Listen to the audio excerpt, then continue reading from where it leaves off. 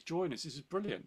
We are definitely compete with the England game today. Absolutely, it is. And we are live. Inspiration. Hello, Lee Kemp here for another week on the podcast. Both Ryan Boniface, Jose Noya. How are you both doing, guys? Yeah, not so bad, thank you. Great. How are you doing, Lee? I'm great. I am great, Joe. Thank you for asking. Of course, you want to get involved with the show, just look for Jose Noya Inspiration, stick it on Google, follow him on YouTube, follow on TikTok, stick on announcements, and you will get told when we're going live each and every week, just like we are now. And you get to hear all the technical confusion before we actually go live when I can't work my computer, which is ironic given I was mocking Joe for the same thing only 10 minutes ago. That's very true, actually. So I'm up this week for a quote or two, we shall say. So I went a few weeks back to a museum in London because I'm super cool. I went to the Churchill War Rooms and we did a look around there. I got myself, while I was there, this book called All Be Well. You like a bit of Churchill, Good don't advice from Winston Churchill. I do like a bit of, and I found there's this whole museum about his whole life in there, which is quite overwhelming. There is a lot going on. You probably need to go back 2 or 3 times, but I knew stuff, from wartime leadership and quotes he made and things he said, but I didn't realise a lot of the stuff around it and kind of what he did to before and after and stuff. And it was good. I found it inspiring. So what I thought, and I bought this while I was there, is actually this would be quite good every so often on a podcast just to pull out a few quotes from the book, because there are hundreds of quotes in here. Lee, can I ask a question quickly? Because didn't you do a Churchill quote before in one of our podcasts? I absolutely have. I can't remember which one now, but I 100% have done. So what I thought from the book is I could do that, and that was one of the more widely known ones. So I can get a few more. Well, it's not showing up in my background. A few more obscure quotes while I was there. We also bought a Churchill themed rubber duck to go in our downstairs loo as well while we were there. Oh, we have to get it on camera. You have to get that out. Put it on the old camera, see what it's like. I might do that next time. So the first quote, I was thinking about what to talk about today, as you guys know earlier, and one of the things I've got in mind, which I'm not doing now, but we'll do in the future, is about what advice would you give to yourself 10 years ago, if you could talk to yourself 10 years. And actually, one of the quotes I found resonates to that topic, which is, this is from 1942, and it is, as long as the job is done, it does not matter much who gets the credit. And I think, and I've actually, even today, I've had conversations about this, talking about, who gets recognition for doing a job, who doesn't, who's pitching, who's not, whatever else it is. And actually, I'm really focused on, quite often now, deferring that bit, because actually it's the quickest way to get things done. And I definitely think me 10 years ago would have been quite combative about making sure people know, this was my idea, I got it, which opens up all sorts of destructive paths around then maintaining control of things, the message becoming about me, not about the work that's being done, and actually not getting the thing done that needs to be done. And all people would see is that the job didn't get done. Not, it didn't really get done, but at least I know Lee did most of it. Whereas actually, if the job gets done, that's all people care about most of the time. For me and my own fulfillment, it's the self-fulfillment of, I was a part of that made it happen. I worked with, look how I helped this person deliver this. All those sort of things about, being in the outcomes really, more than that kind of glory hunting thing. It's probably not the right phrase. And I definitely think this quote speaks to me, because I think that sort of growth, maturity is one of the things I would talk to myself 10 years ago about. I think I was a keyboard warrior and I'm not now. And I think this quote really, really works with that, because actually the more you're attached to things getting done, A, you get your endorphin thing because you've done a good job. B, you learn the experience with delivering things, and people will see, whether consciously or subconsciously, the pattern of you being attached to things and them happening. So actually, by not focusing so much on that credit thing, ironically, you probably do get that in the long term as well. And I say, just skimming through the book, and that one just jumped out at me. I really like that quote. Jose, you look very thoughtful during that. I am. If not stoic. Oh, thanks for that. I like that. Yeah, and I like this because I was thinking about culture with this. And the reason I think about culture is because if we get people screaming, "Oh, that was my idea," it's about the culture of where you are, right? Yeah. And it sounds like to me that you are either you have created a culture where that's the thing, right? We're all one team. There's recognition about what people bits have done anyway. They recognise they add in value, or you've just decided yourself that no matter what happens, I'm just going to say I know I've done my bit for that, no matter what happens. And I think it's more the latter, just because, and like you said, there's a cultural thing, but I wonder where I say about that. I wonder how much was people actually scrambling to take credit, so to speak, or because I was focused on credit, was I just perceiving other people were doing that when that was not even on their radar at all, and then reacting to it because I'm projecting. You know, everyone thinks like they do to an extent. I certainly would have more so when I was younger. So I wonder.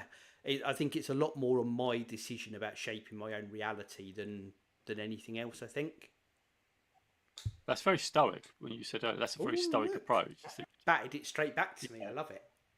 Absolutely, it is very stoic because it's about you're doing the good work, and actually stoics don't need the recognition; they just know it's good work. And it's a really powerful thing because you take your power back, and that's something that I've definitely learned. It's something I'm still practicing because I think there's still an element that in me that I still like a bit of recognition, right? Like, I'm not going to lie, I still like it, but I'm trying to dampen that down a lot. Where I don't need that. I just need to do good work, and I'm doing good work, and that's to shoot the outcomes. And actually, I'd like to give other people credit. That's what I like to do, like recognizing them, seeing them. So that's the work really, and creating that culture where, in fact, we've got this where I work at the minute where everybody plays their part, and I see that a lot. I know what value I bring, but I also see their own value. So there's no need for us to have that approach. But we're all in together, and the outcomes are we want to help people, and we're on that same mission. So this speaks to me a lot that the job gets done. Going back to your quote, the job gets done. No matter doesn't takes the credit, but actually there's a credit that goes across the whole team because Yes. we've all done good work. But the challenge is building that great culture, and we're very fortunate that we do have that culture. And it's quite a small team at the moment. I think the bigger the teams get, the harder it is. But at the minute, we're really open, honest about what's not gone so well. You know, if we have done something, what was the value add? And we're all very, very conscious of that. And as I've got older, Lee, I'm with you, so I don't need to be, hey, you're doing so well here, whatever. I'm much more comfortable with what I can see. Hey, I can see that's making an impact. I can almost like through feedback, I suppose, that's a bit of recognition. If you get feedback, I suppose that's a bit of feedback because I do get feedback a lot. So maybe that does help. Maybe I am still thinking about that and I get it that way perhaps, but I don't think I crave it as much for sure.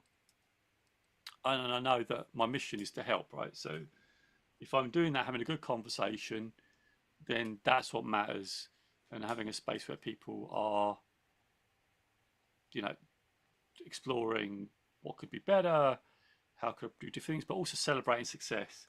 And for me, if that job gets done, the work is with the other person. To be fair, I'm asking questions. I suppose I have a part to play with asking questions, but they should be getting the credit, not myself, because they're going to have to do the work, and they do the work, which is always great. So it's a bit of a live thought experiment there as I've been processing what you're saying, but I think there's a lot of value in this, and I think if we rely on that credit, then we're always giving our power away, and our recognition can't. We always rely on others to give us recognition. Does that take our power away in recognizing the good work we do because we're reliant on that? Hey, I need this recognition, and that can destabilize cultures. I think if there's that need all the time.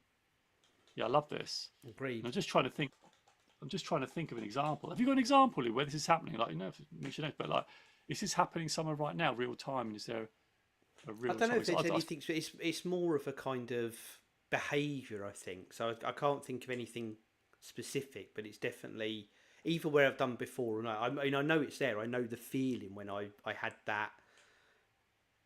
I need to make sure I'm recognised, which actually was was quite destructive. And I know that now it's just not. And I know I talk to people sometimes about, you know, that if I can see that trigger in them to talk that out as well. But nothing specific other than it's that just mindset thing of trying to live and breathe it all the time. So what made the change then for you? What was the shift, and how did it happen? I don't know. I think it's a gradual thing, and I think partly through stuff we've done, talking about things on here, things we've surrounded ourselves, the conversations we have, me seeing people who I would like to, emulate to an extent or look up to or want to learn from, who I've recognised that trait within them as well.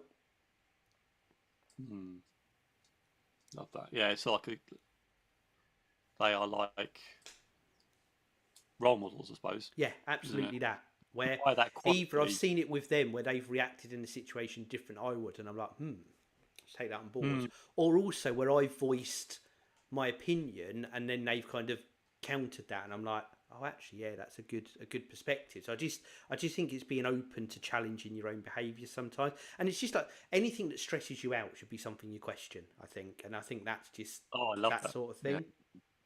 Yeah, because there's someone talks about it. If someone gives you feedback and it hits the spot, there's probably some truth in that. 100%. If it makes you emotionally react to that, I think there's a bit of truth in that. Although you may not agree that maybe there is something you're just blind to. Yes. I think there's something around that. Yeah, I agree. Love that. Ryan, you got anything on this? Because I know we've been taking the area. I toe the line and say I like to try and do these things, but I think I'm actually terrible for things like this, personally. And I'm open enough to tell you that I'm terrible at things like this. There's nothing sometimes I feel like that either. That's a good thing. I love the honesty, man. I love the honesty. It's great. Sometimes I feel like I do a lot of work with other people that I play quite a big role in, or not. No, I say sometimes. Sometimes in the past, I played quite a big role in stuff with other people that I never really saw the recognition for of my effort into it. And I think I learned the lesson not directly but indirectly that sometimes no feedback is good feedback. Is that Now, the no news is good news sort of thing? Literally that, yeah. And I think from a coaching perspective, you would probably both cringe at the fact I say that sometimes no feedback is good feedback. But I think sometimes, especially in my earlier leadership days, I say leadership, probably a bit of a stretch. In my earlier team management days, I thought that you weren't noticed if you weren't getting recognition. I thought that unless I was on everyone's mind or in everyone's conversations or whatever, then nobody knew I was there, and nobody knew I was there, and therefore I was irrelevant and I wasn't good at my job and nobody valued me. But I think as time's gone on and the fact that I settled into the role that I do and at the level that I do it, it isn't necessarily about holding my hand and saying well done for essentially turning up for work. Sometimes it's more about, if you don't hear bad things coming from somewhere, then that's sometimes a win as well. I really like that, Ryan. You sparked a couple of things for me.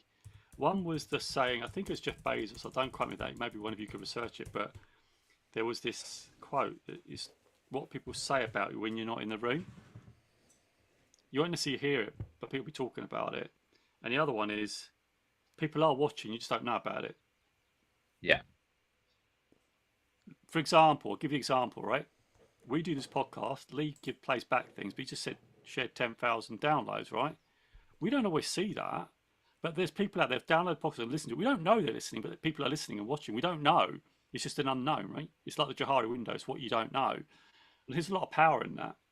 That actually people are watching. If you're putting in the work, it will show in some way, shape, or form. So that recognition that you are putting in the work, it's almost like the iceberg analogy, isn't it? Where you see success, but it's all that. I think Lee, you talk about this, and I think Ryan, you have to be like, all the work goes underneath and unseen.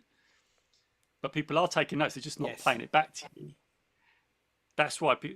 So if you see people are great, they've done a ton of work, but you don't see the work. But someone's seen it or may have experienced the result of that work, but they may not play it back to you. But you're still doing the work.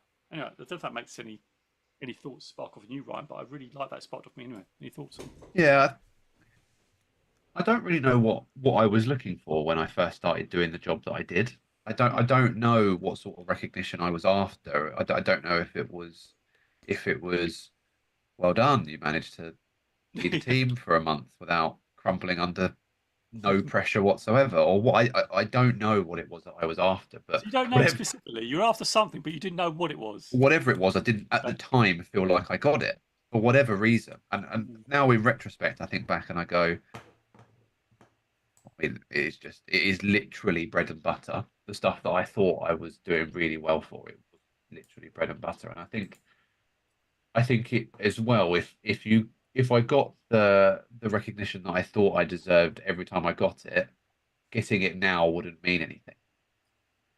Deep, yeah. It But would in fact, desensitize if you've got so well, it much would information, desensitize me to you it. value it down. Yeah, Yeah. it would devalue or desensitize me, whatever way you want to look at it. It would make me think that I don't know. I'd feel like a dog.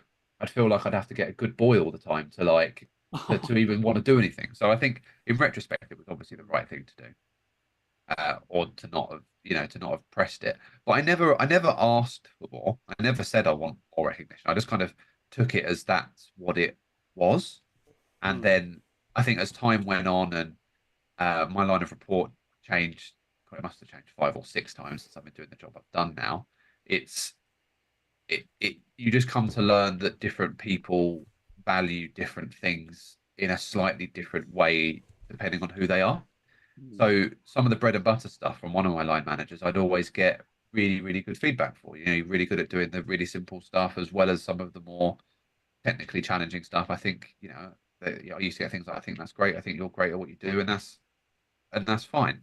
But other people, I wasn't getting that because I found that I'd become experienced enough that the low level stuff was was not too easy, but it was something that I could just do. So therefore, you didn't need that. So I think I found my own way of working it out based off of who I am.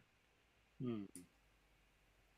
Nobody really gives you a manual, do they? You never really go to a job and they say, well, No. you'll get praise for doing this, and you won't get praise for doing this. So you have to kind of just rock up and see what the flavor of the month is in terms of what you do and how you do it, and if it works and if it doesn't. And you know what? If it doesn't work, you've just got to change your approach. If you Yeah. make if people don't like the way you do something, it's never going to get you sacked. It's just gonna piss people off. But you just have Yeah. to be able to be aware of that and change your tact sometimes to be ready to be flexible. That's just the way I see it. Yeah, I like this. A couple of things. I think a couple on that, like that thing we said, I wasn't sure what I was looking for. I just Yeah, wanted recognition. That's interesting to me. So I think sometimes we're not the best at providing feedback, and feedback needs to be specific. I said to anyone, "Hey, you're just doing well." Well, that's no use because there's no data point. Well, well, what are you talking about?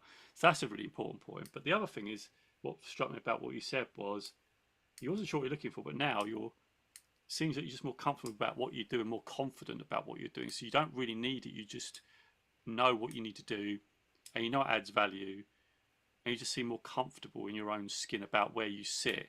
I I just don't know. found my feet. I just found my feet Yeah. in the way that I knew it, and eventually, when I was doing something I perhaps didn't have a full understanding of, when I Mm. wasn't being told off or reprimanded for doing it the way I was doing it, just assumed I was doing it right, and therefore that's the logic I've applied ever since. Mm.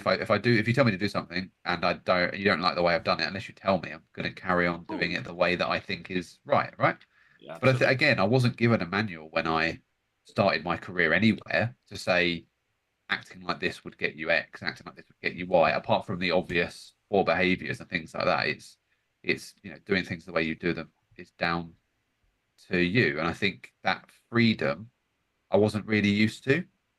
I think when you're a kind of entry level employee, you're used to having a manager or a supervisor tell you what to do, when to do it, and how to do it. But I think when you start to escalate your career and move forward, you get less of that, which sometimes makes it a bit more daunting because you're like, Yeah, what are people going to think of me when I absolutely. do it the way I want to do it? Yeah, actually, that scared me. Actually, the first time I experienced that, I remember it very well. I was given a role. I thought, oh God, I've just got freedom. I didn't know what to do. I panicked a little bit because I needed structure, and I didn't know I needed structure. Yeah. And when That I was when I got go on. Yeah, go I was on. gonna say when I got the role that I'm in now for the first Yeah. time, and long time listeners will remember, it was at the start of lockdown. So whilst I had coaches and people to bounce things off of and behaviors that I'd witnessed historically when I was in the office more, Mm. I was in my bedroom working 7 hours a day in a role I hadn't done before with much less supervision. I was like, I was a bit like a deer in the headlights for a lot of it because I was overworking a lot of the time. Yeah, yeah. A lot of the time I remember having a conversation saying I was getting out of bed at 5 to 9 with you guys and then working, but I would work late because I was like, I wouldn't want people to think I haven't done enough because again, nobody had it at the time. Nobody had a manual of what they Yeah. consider was the right amount, you know? Yeah, yeah. Yeah. I really like that. And the reason is because of that freedom, isn't it? But there's that. Was you then Yeah. in that situation? Were you just told, "I need you to do this," but you're free to do it whichever way you want? Well, the role I went into was a role that I'd wanted for a long time. Mm. And it was a role that I'd watched people do well before me a lot of the time. So it wasn't a case that I wasn't given a lead. It was Mm. just, this is the job because you know it's the job. Mm. Have fun, basically. Kind of do what you want to do with it Yeah, and enjoy it. it's funny, isn't it? We're given that freedom because I think there's so much. Anyway, Lee, I don't know if we go off topic here. No, it's good. This is all good. Well, I was going to do two quotes, and I definitely only need to do one. So I've got my next topic lined up already, which is a winner. Oh, look at you! You're ahead of That's the a curve. that's a It's first. really Isn't it fascinating just? that. It's fascinating. This has gone from recognition though to, if you're given like just, oh, we would need this end product, and then you're given the freedom. There's a bit of fear in that because actually, what is the right, what are the right amount of hours, what to do, but provided you provide the outcomes, that's the most important thing. How you get there is really up to you. I really like that, and I think that speaks to your entrepreneurial spirit of people, and I think that's good to have because that's, as Simon Sinek talks about, it's about if you give people control over their work. At first, it'd be uncomfortable because they've been so used to being told what to do, like I was, right?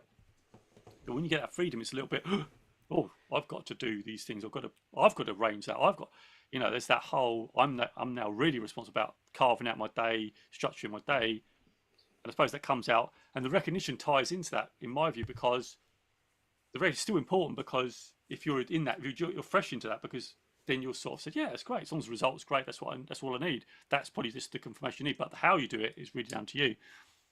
And that requires that I'm okay with what I do. So I think I'm doing good well. And like what you said, Ryan, is no news is good news, right? Yeah. Or what was it you said? No, you said something else. Didn't you say no? No, I said, I can't remember what I said now.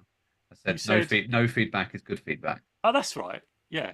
Anyway, Lee, that was No, great. thank you. I'm going to do some wrapping up for us here. We'll start with Robo Jose, of course. Robo. We'll bring him in. Yeah. Quick ask for Robo Jose. So he's up on the Robos. screen. So Robo Jose, you in TikTok on this podcast? And we're going to say, Go we're to- going to ask for Yeah. his thoughts on that quote. Yep. Here we go. He's in. Again, go, inspirational.org.uk. 3 life coaches there for all of you. So he says, what a powerful quote by Winston Churchill. This quote beautifully encapsulates the essence of teamwork and collaboration. In a world where individual recognition often takes precedence, Churchill reminds of the importance of focusing on the collective goal rather than personal accolades. And there's 3 bullet points he's got. First is team success. When we prioritise the completion of a task or project over seeking personal recognition, we create an environment that fosters teamwork and unity. Everyone working towards a common goal can achieve remarkable results. Second, shared achievements. Absolutely. Recognising the efforts of the team as a whole rather than individual contributions can lead to a greater series of accomplishment and shared success. It strengthens the bond between team members and creates a positive work culture. And number 3, mutual support. culture. By valuing the outcome more than personal glory, we encourage a spirit of cooperation among team members. This mindset increases productivity, innovation, and the overall success in any endeavour. And what I say as well, and you touched on this word earlier, Joe, was fear. I think it removes that fear of failure because you're not watching for kind of being criticise because you're all in it together, which I think is a good add-on as well. So he just sums up saying, in our lives, we can apply this wisdom by focusing on the bigger picture and working collaboratively towards shared objectives. It's not about who gets the credit, but about the impact we can make together. So let's celebrate teamwork, appreciate the contributions of others, and strive for collective success. That is Robo Jose, again, inspirationnation.org.uk. Ask him any questions you want. 100% free life coach. All our other podcast jazz is on there as well, inspirationnation.org.uk. Right, what are our takeaways before we start wrapping up? We have mentioned about 10,000 downloads, by the way. Yes, I think we have 10,000 podcast downloads. Thank you. Every single one matters to us. If you like what you're doing, tell friends, tell family, hit like, hit subscribe. Everything gets us growing as a podcast. Love that. Takeaways. Do you want to go first, or you two want to go first? You do you want to go first, or first? Jose, you go first. For me, it's culture. Create the culture for that to happen. Where, like, I love that what Robo said, and it sort of encapsulated for me. And I think, Lee, you mentioned it, creating that culture where you get that recognition. You don't need that recognition because everyone's working towards the same goal. You're collectively adding your value. So for me, it's just focus on culture, get the culture right, and that recognition won't be needed, but you'll all know it. And at the end, you'll celebrate as a big team. So that's mine. Ryan. I'm going to stick with it. Sometimes no feedback can be good feedback. Okay, and I'm gonna go in on the fear thing. I'm gonna say remove your fear. Remove your fear by removing everyone else's fear. If they don't feel fearful, then you're going to push it on you. That's my last minute winging on that. So thank you for that, guys. There's some more words of wisdom from this book. There's hundreds of pages, so I'm sorted for a long time now. Everyone, we thank you for listening, watching. Again, follow us, particularly TikTok and YouTube. Just look Jose Noya Inspiration Nation. All our stuff comes up first if you put that into your Google machine. Like, subscribe, tell everyone, and we'll be back next week. Count us down. 3, 2, 1. Inspiration Nation. Inspiration Nation. Catch you guys later. Yep. Have a good one. Right, TikTokers. We're still live. That was a weird one.